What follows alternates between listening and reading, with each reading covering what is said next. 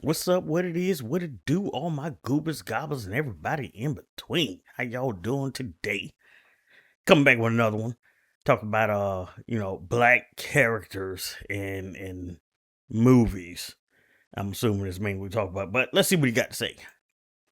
Mahershala Ali was under contract to play Blade for about 7 years. Yes, 7. And a few days ago, he finally said the quiet part out loud, and I quote, "You had me under contract. They have billions of dollars. If they wanted to do it, we would have done it." Wonder Man got renewed for a second season and then got canceled anyway. Renewed, then, of course, killed, like I just said. And you already knew that Kang was dead in the water because of Marvel kind of swapping him out with Doctor Doom. So now there's a conversation happening about black characters in superhero universes. So before he goes any further into this, I'm gonna point at least a couple things that I know. Blade, yes, Blade was in works for a while. He had a 7 year contract. The issue I know they had with one of the issues they had with Blade, it was a major issue, was the script rewrites. Like one of the scripts, it was terrible. It was just straight terrible. Blade wasn't even the main character; he was a secondary character. He was the secondary character in his movie, and the main character was a woman who was trying to show him that there's a better way to approach things than violence. It was Blade. We're talking about Blade, guy who kills vampires. And you want to find him a better way. It was a terrible script. It was terrible. It sounded terrible. It sounded like a terrible movie. No way anyone would have watched that. And so it was a wash. So it was a lot of script writing issues with Blade. Big part of it that I know of. Wonder Man. I don't know. I didn't even have an interest in Wonder Man. It didn't seem interesting. I'm not gonna watch it because he's black. I'm gonna watch it because I have an interest in it, or it seems interesting. It wasn't interesting to me. It didn't catch my attention. None of that. I mean, I might go watch it just to see what they complaining about, but I didn't watch Wonder Man. It just didn't seem interesting. It seemed boring to me. Um, and then you have dang, what's the last one you just said? I had a complete brain fart. Let's go back. I forgot the last one you just said.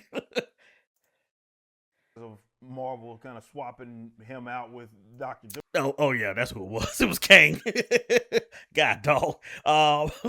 So Kang, we know what happened with that as far as the legal issues that happened, and this ain't the first time Disney has done that. They did it to Johnny Depp.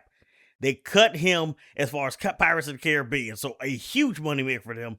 They are not going to be tied to anyone that potentially could get in trouble. So you can't be surprised by that. Don't blame that him being black. Blame that on the legal stuff that he was semi in trouble for. Because I'm pretty sure Jonathan Majors was cleared of that. But Disney is notorious for doing that because, again, they did it to Johnny Depp with Jack Sparrow. And they still, to my knowledge, have not even talked about trying to do that again, because they were talking about doing another Pirates movie until the whole Amber Heard stuff happened and now dropped it.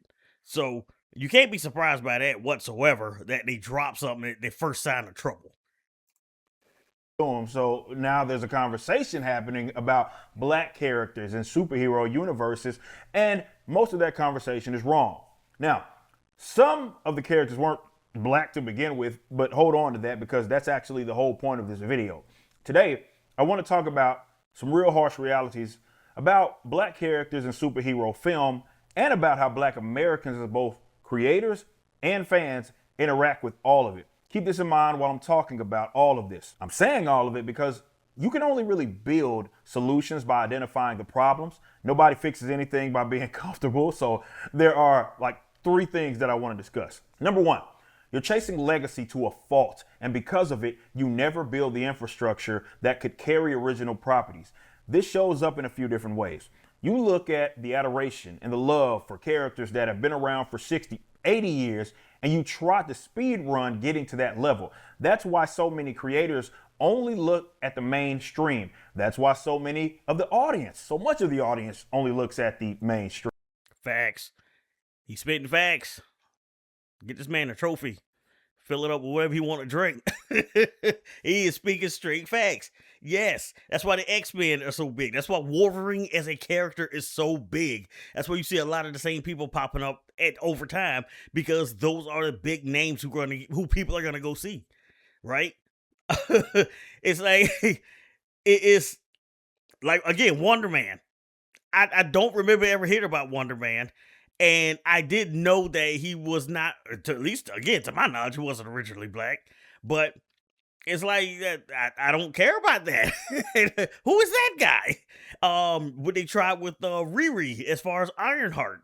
You know, a lot of people didn't like that because Ironheart was still very, very new as far as the comics, and you immediately try to throw her in there because she's a black woman. And of course, no one's gonna like that because you're throwing her in there out of nowhere, and then you try to look at them and say, "Oh, they're sexist or they're racist" because they don't like this character. I don't like Riri.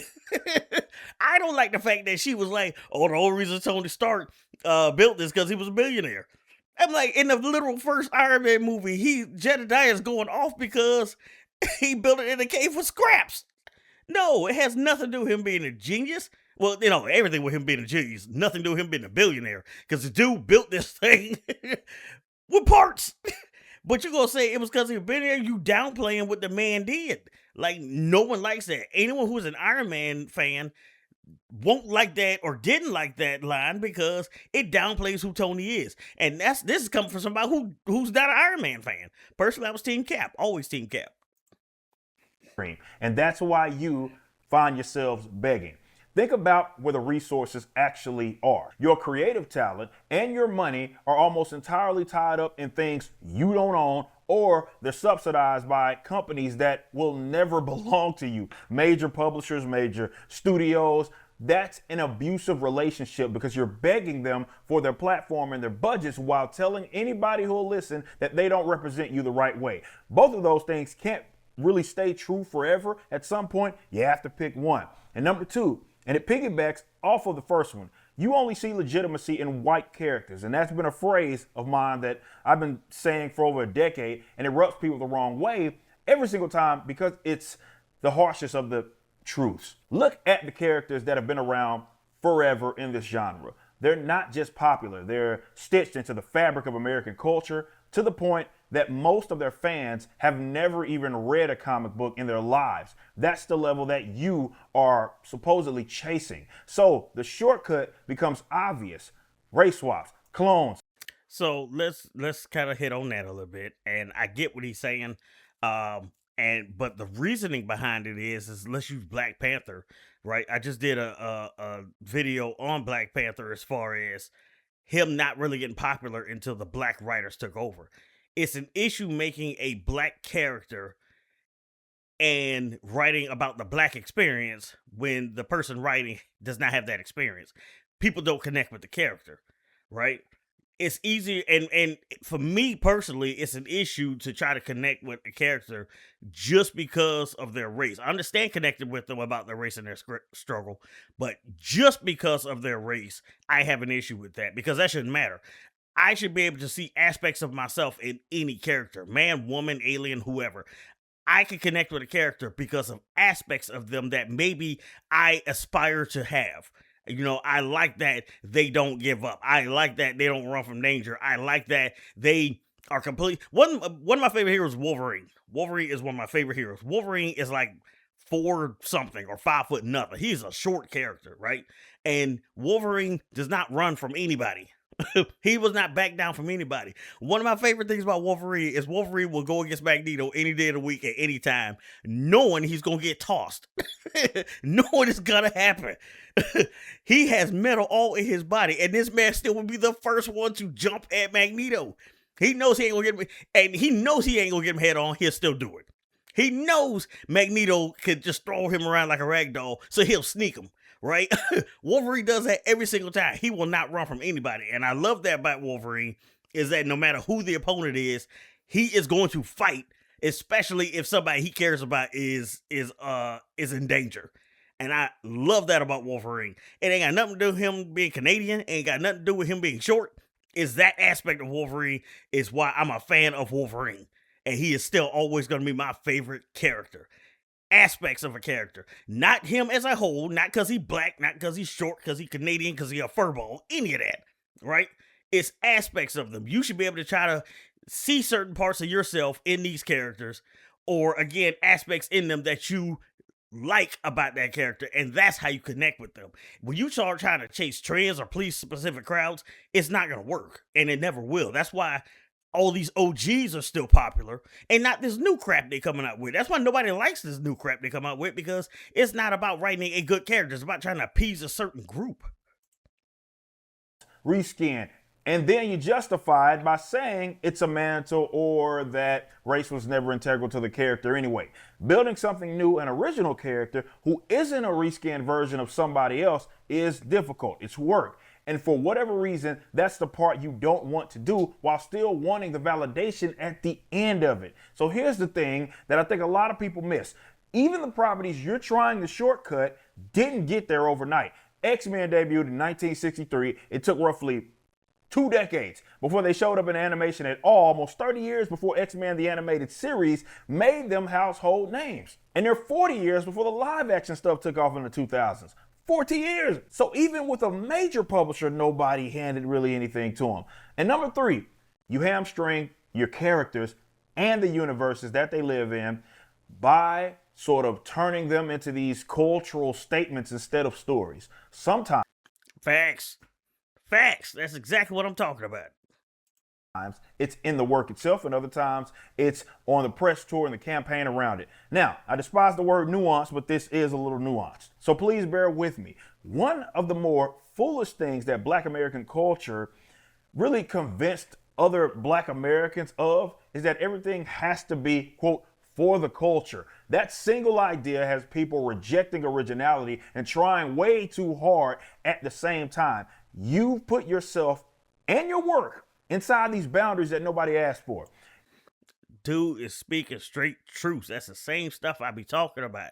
Stop trying to set up there and stay in the same box. You wrote yourself into a corner, and then if someone starts to get out of that corner, you get mad at them, cancel them, chastise them, to the point where maybe they get buried so deep that you can't find any stuff no more. They get demotivated and stop trying because you got this crab in a bucket mentality. You ain't gonna never get out of that corner if you stop trying to drag everybody to the same corner because they don't agree with you.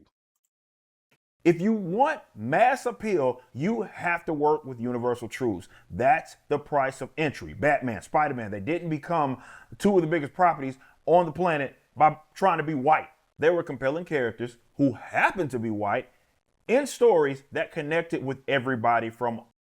And that's why Miles Morales works, because he's still Spider-Man. That's the core aspect, is he is Spider-Man. He's also just half black and half Puerto Rican. If I'm wrong, please don't come chop my head off.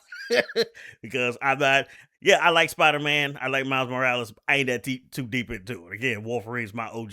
Always will be to the day I die. Shoot, I was a little upset when they killed him, but they brought him back, so it was okay. All walks of life. That's the recipe behind nearly every entertainment icon there is, from Goku to Superman. When there is something cultural in them, like you see out of the Eastern properties, it's folded into it tastefully. It's not the whole pitch. They're not simply just trying to alone make a statement. But with Black characters, you kneecap them on the way out the door. You make them unrelatable, shallow, boring, and then you're confused about why you're left waiting for somebody to come along and grant you a character or hand you an investment out of pity. I'm Right. Facts from this guy. Straight facts. Like, not every black person has the same black experience. Not every person grew up in the ghetto. Me personally, I'm a military brat. My earliest memories of being living on military bases. Like, I did nothing but grow up around a bunch of different people. You know, Africans, white people, Puerto Ricans. Look, I was a Navy brat, so Filipinos was everywhere. That's why they're Filipino mafia. But even then, I grew up around a bunch of people, so not everybody's experience is that. Now, at the same time, later on in life, things change. Stuff happened. So I saw pieces of, the ghetto. We lived in the ghetto at one point, like on the edge of it, not deep into it, so like the outer ghetto, really. But still, I saw aspects of that. I got jumped. Me and my brother got jumped walking home, minding our own business for no reason. For no reason whatsoever. We got jumped. And it unfortunately, it just happened. So I know what it's like living in these places. I know what was like not living in these places. So to set up there and say, oh, this is the black experience, you're factually wrong. And maybe I'm the exception, but I'm pretty sure I'm not that much of an exception, because not every black person lives this way. Just the louder ones say they live that way. So when you make a character that's coming from the ghetto that knows nothing but this type of stuff, I can't relate to it. I can't, because I didn't grow up there. I didn't live there until I was a teenager. Not saying any of this from the cheap seats either.